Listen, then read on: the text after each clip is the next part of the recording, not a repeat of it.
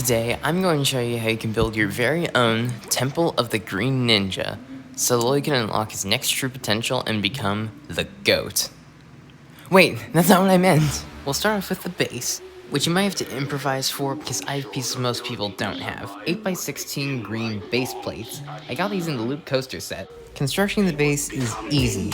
What I did was I used 4 of these 8x16s and added layers of plates where they met for structural soundness.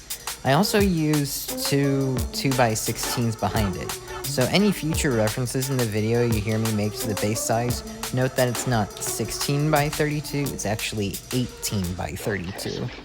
For the sides, I made this really cool looking display thing using sloped bricks, and I did add a Technic brick here because I'm planning on doing a part 2 to this series. The part 2 being the Shrine of the 7 Sources. Which brings me to my next subject. I'm wondering, are there any sets or things that LEGO hasn't done or didn't do right? I am so pumped for Ninjago's 15th anniversary, and just Season 4 of Dragon's Rising in general. Leave a comment down below on your request, and subscribe to my YouTube channel, and your wish is yours to keep. Now back to the build. This is our base image that we're going to be working with. What we're going to start with is some rocks along the edge of the forest path, and the actual paved pathway itself. Here I'm placing out the figures and starting to tile it so I get a basic idea of what I do not need to cover up with plants. Satisfied with my work on the pathway and my basic outline, I then get to work on some of the rocks. To the left, there's this big rock sort of in front of a tree near its roots, and to the right of the pathway, then we have smaller rocks almost lining the pathway to the temple. Not in the traditional Japanese garden style, of course, but what I did for the right was sort of a cluster of rocks. We'll get to that in a moment. When it comes to building rocks, you want to use a mixture of slopes and bricks so you get a nice, sturdy looking boulder and nice texture. Try to play around and get the balance you need. Okay, funny story. I forgot to press record, so I guess I finished up the rock cluster back there. I added some plants, herbs, bushes around the front or whatever, and see those like palm leaf things? Those are actually supposed to be ferns. If you have the new LEGO fern pieces, I highly recommend you use them there. But in my case, I actually don't own any, so I had to settle for these, quite common in my collection. Hold on, pause, I'm out of stone. Hey, where's Steve? Yo, Steve, I need a bit of stone. Can you get me some?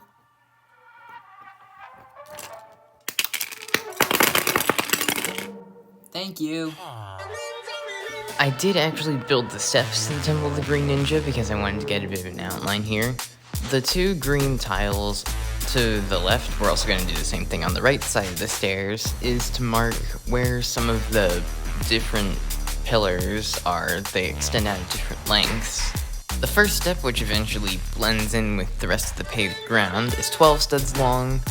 The second step is 10 studs long, and the last step is layered with 2 1x8 plates and then tiled off on the top.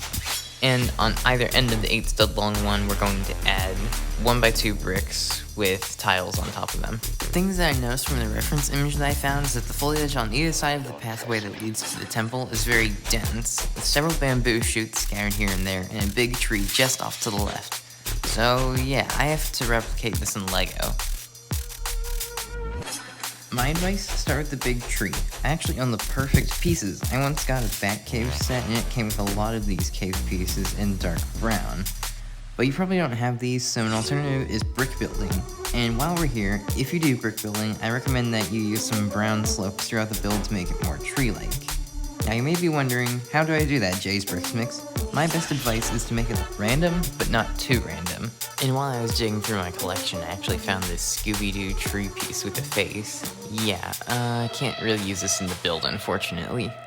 After I finished building the top part of the tree, I added 1 more cave piece to hide that ugly understructure, and then I went to work on the leaves. The leaves are super easy, consisting of 3 pieces, 2 of these standard tree leaf parts, and 2 little stems to hold them in place.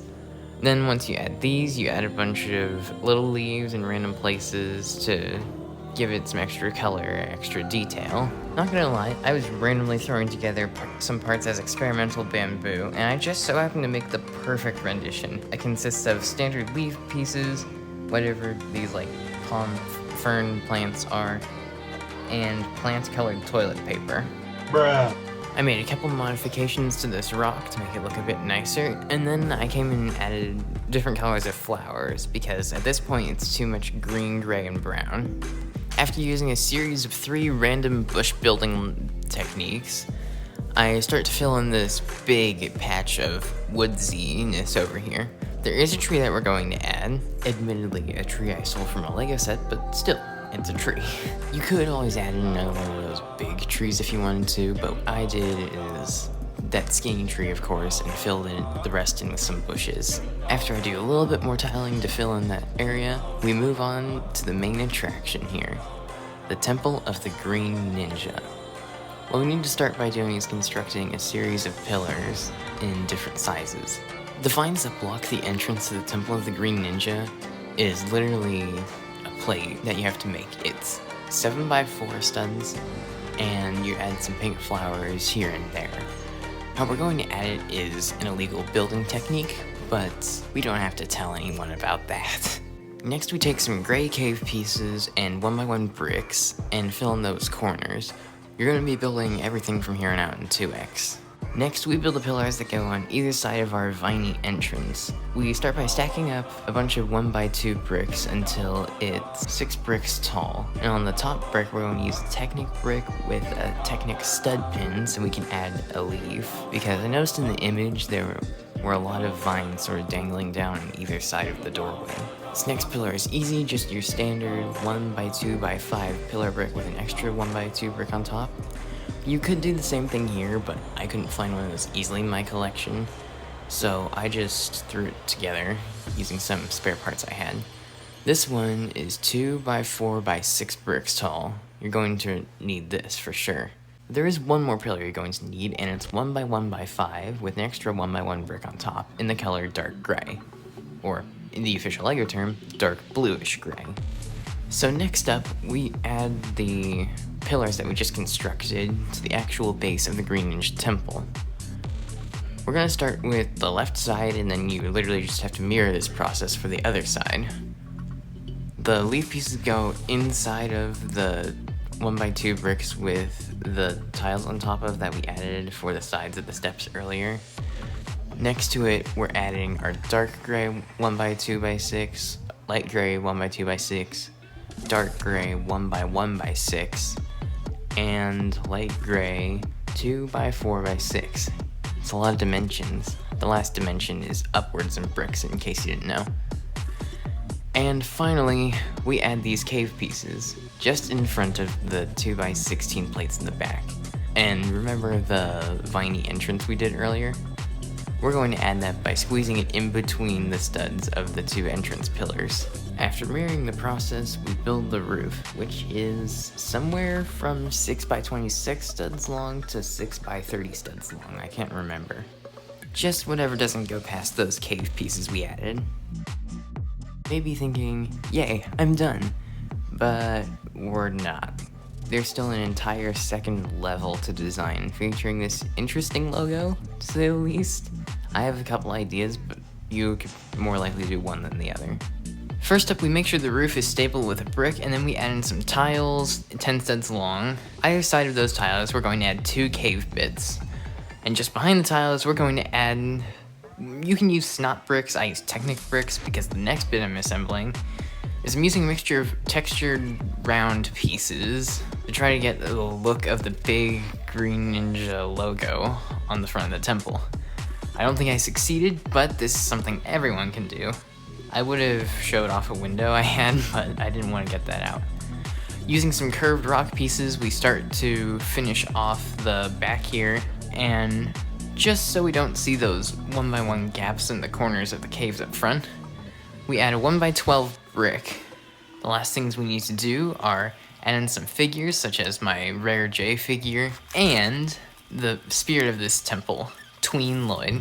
We tile off the top there, and voila.